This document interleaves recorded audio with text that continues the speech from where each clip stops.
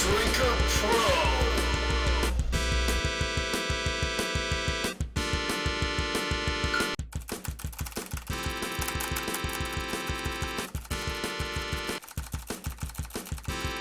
So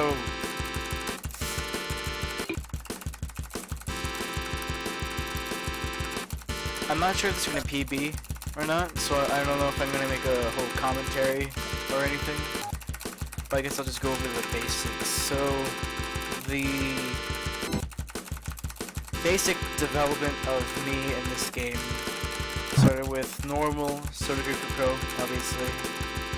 Then me and a friend did some digging and found that there is a code that I think it was originally found by Vinesauce, or at least that's how we knew about it, or at least he knew about it. I don't watch Vinesauce, I haven't in a long time. But when Vinny played this game, he found this weird exploit, or cheat code rather, where you could drink twice as fast. And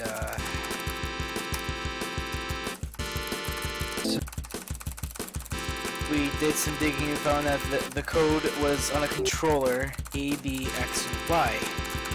So I did a speedrun of the game with that, and got like 10 minutes, 14 seconds if I remember right. Posted on YouTube, posted it on Reddit, and I got a fair amount of attention, so that was cool and all. So it's not splitting. So I tried to figure out what I could do to make it easier, because pressing A, B, X, and Y, and then holding the shoulder buttons was a huge strain on my hands, and it wasn't as fast as it could be.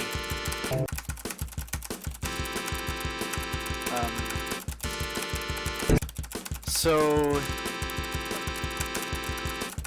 that friend suggested I just use hotkeys or something.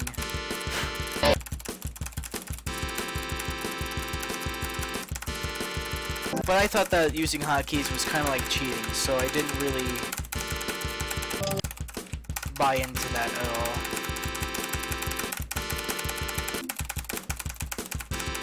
But after some mulling around, I realized, wow, this game is a Unity game, and I can remap keys. So after figuring out what this engine dictates the buttons on the controller are, which is 0, 1, 2, 3, spooky, I figured out where those buttons are mapped. But when I tried to bind like ZXCV, that didn't do much for me. It just straight up didn't really work. As soon as I bound it like that, it refused to do the code on a controller, and it refused to do it on a keyboard. So after a bunch of more testing, I couldn't get it to work, pretty much no matter what.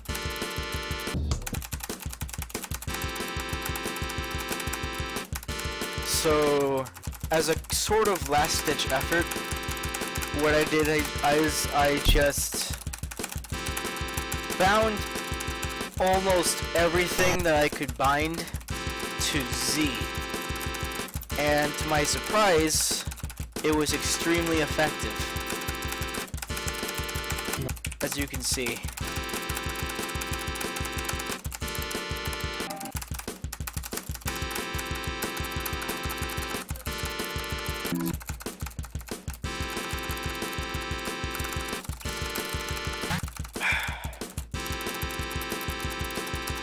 And now we're here. There was some difficulties, so with everything bound to a single key, obviously. So I did some more testings and finding what selected, for example, was a lot easier to find. And as a consequence of me binding it to everything, the same key that does the code also drinks the soda, so I don't even need to worry about that very much.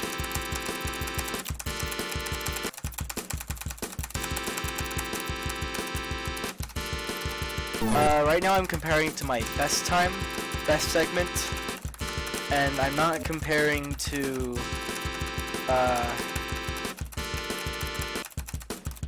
my personal best, I think. I don't know. Anyways.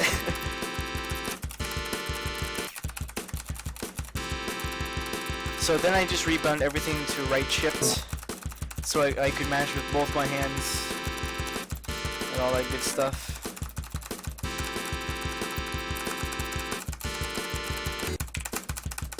I'm not sure what else to mention, really. I feel pretty confident that this is probably going to be a PB, so... I usually would have switched to my dominant hand, which is better at mashing more, but I'm keeping the rhythm with my left and right hand pretty steady so far.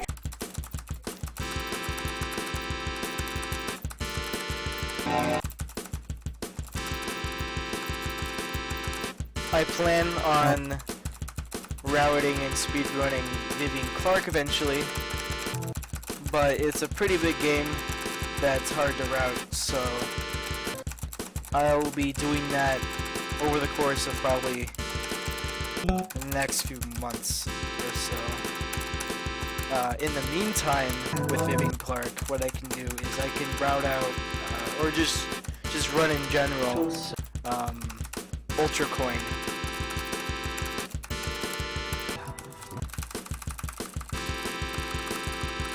So it's just getting a single ultra, not a single ultra coin, but getting the 3 ultra coins that the old man wants to get you, or whatever. Mainly just because it's a lot shorter, obviously, but it's also random, so it gives me incentive to run Vivian Clark more, just in general, besides just getting a better time. There's just randomness to it.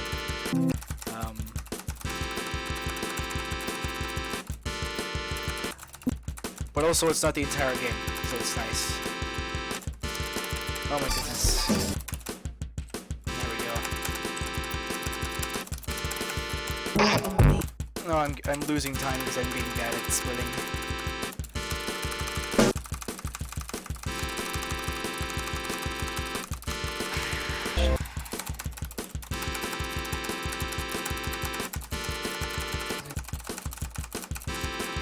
Not sure what else to say.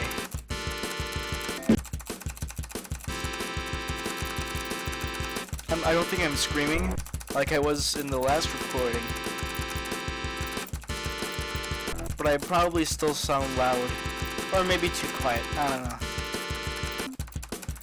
The more important thing is that you can hear me mashing, which is the main reason I decided to turn on my mic at all, so people can hear, oh, he's actually doing it that fast.